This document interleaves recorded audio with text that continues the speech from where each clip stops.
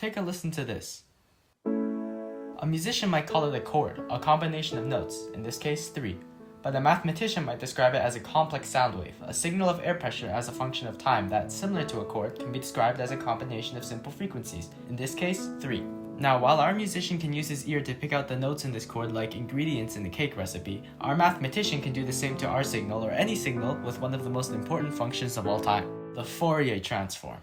Let's try to understand it. Imagine taking our original wave, f of t, and winding it around an origin like a coil of metal, rotating it with Euler's formula and imaginary exponentiation. We can rotate the coil at different tightnesses or at different winding frequencies. Let's track the center of mass of this coil of metal and how far away it is from our origin as we increase our winding frequency. We'll keep rotating more and more, increasing our winding frequency while the center of mass usually stays pretty close to the origin. But watch, a very special thing happens when the winding frequency matches one of the ingredient frequencies. The coil lines up nicely and the center of mass ends up far away from the origin.